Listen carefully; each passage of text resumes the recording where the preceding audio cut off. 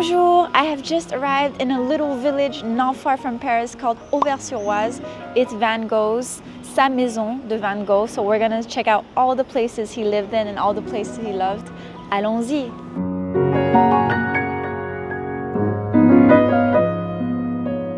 So we just arrived and this is the first painting that we see, La Mairie d'Auvers-sur-Oise. We can see the town's hall. Town's hall is La Mairie.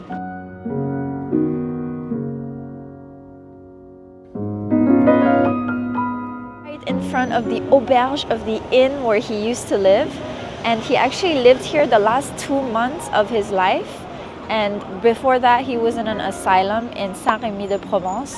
So we're gonna see all these places he lived and he got inspired by. He did like I think about 80 paintings, 80 peintures, which is a lot of paintings, and he was inspired by the nature. He wanted to be far from the city and he wanted to be quelque part de un peu calme. Il voulait une vie calme, il voulait pas habiter dans la ville et il voulait être inspiré pour faire des peintures.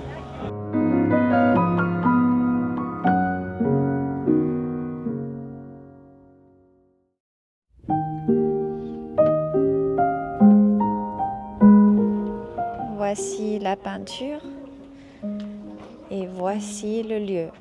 So this is where he painted this stairway that we can see dans la peinture.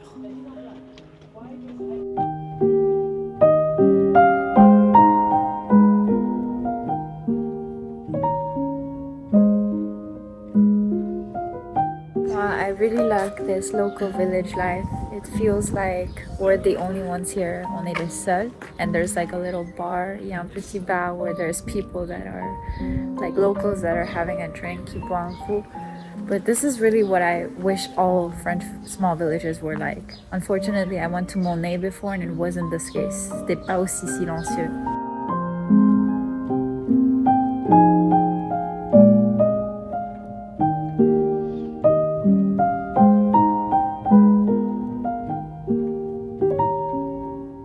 Now we have entered the path of all the wheat, tout le blé.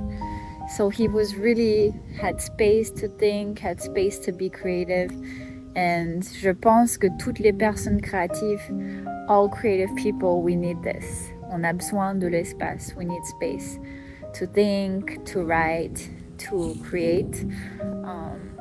Mais c'est la campagne, c'est the countryside.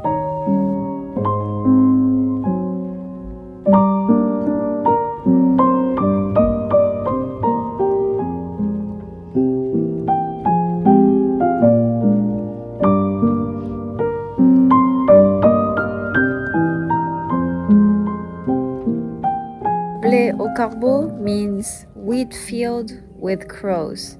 So we can see that in the painting there's a passageway in the middle, which is the one juste derrière moi, the one right behind me, and we can see all of les champs de blé. So champs de blé means the fields of wheat.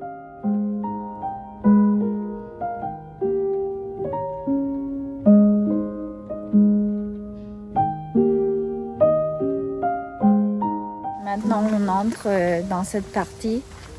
J'ai un peu peur. It's a bit scary. We're going like in a bit of the foresty part, and today's also a gray day. Can really feel the emotion, l'émotion de Van Gogh, de Vincent. Can see how he felt. And yeah, there's no one. Like, I'm so surprised. Il n'y a vraiment personne. I've been to other artists' homes like Cézanne in Aix-en-Provence or for Monet in his gardens, and it was crowded. Mais ici, il y a personne. Out of the petite forêt, the little forest, and straight back into the old village, we can hear some pianists playing the piano. Ça a l'air super beau. Sometimes I think village life in France is not that bad, but I don't know if I would be able to live here all year long. Et toi, qu'est-ce que tu penses des petits villages et la ville? Like, what do you feel like about life in small villages versus life in the big city?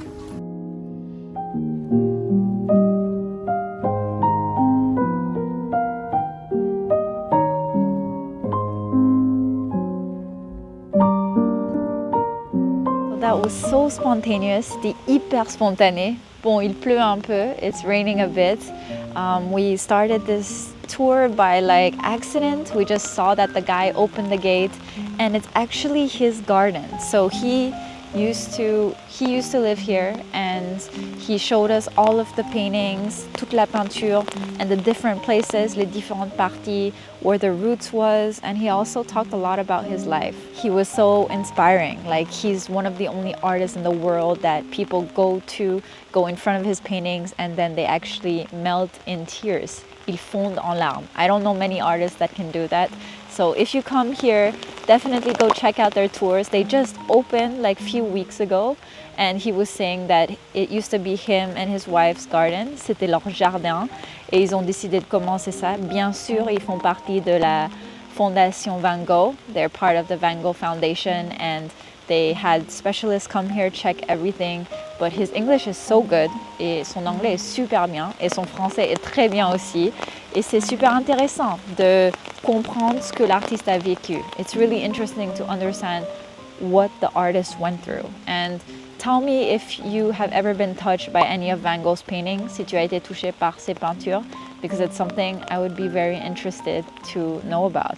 Celebrating life, so they ended on a positive note, saying, faut célébrer la vie. So continue donc toujours à marcher beaucoup, always walk a lot, aimer la nature, love nature, because it's the true way, car c'est la véritable manière d'apprendre à toujours mieux comprendre l'art, to help us understand art better. He also was someone that was really attaché à la nature. He was attached to nature. He saw the importance of nature. He felt like a lot of his paintings were represented by people. If you see the painting of the one where there's all the trees and then there's two people standing, you're going to see that they look like trees as well. Ils ressemblent à des arbres aussi. And so he really connected this like humanity to nature aspect. And for him, it was really important for like humans and for people de s'occuper de la nature, to take care of nature, to look after nature, and that trees are living things too, et qu'il faut en prendre soin. We need to take care of it. And it's an important lesson, like not just the art itself, mais aussi de comprendre que la nature est très importante, like nature is super important, et que people cannot be without trees. Les gens ne peuvent pas vivre sans les arbres. We can't live without trees. Today was filled with a lot of emotions, but also a lot of lessons. So I think I'm going to end this beautiful trip that I had in Auvers-sur-Oise, this day trip that felt like I came to another time, that I lived through someone's thoughts and feelings, that I understood him as an artist, que j'ai vraiment compris la vie qu'il a eue, tout ce qu'il a senti, toutes les émotions qu'il a eues. And I would say that these are the sort of trips as well that are very memorable, qui sont très mémorables et qui valent le coup, and which are worth it. So if you're curious about French culture and art and museums and tips about living in Paris and what it's like to really live in Paris, je parle en anglais et français, and I share my life. I post like 4 videos a week and I try to take you along to all my different adventures. This one was un peu différent, a bit different, but I hope to see you in the next one. Merci beaucoup, à bientôt et à demain.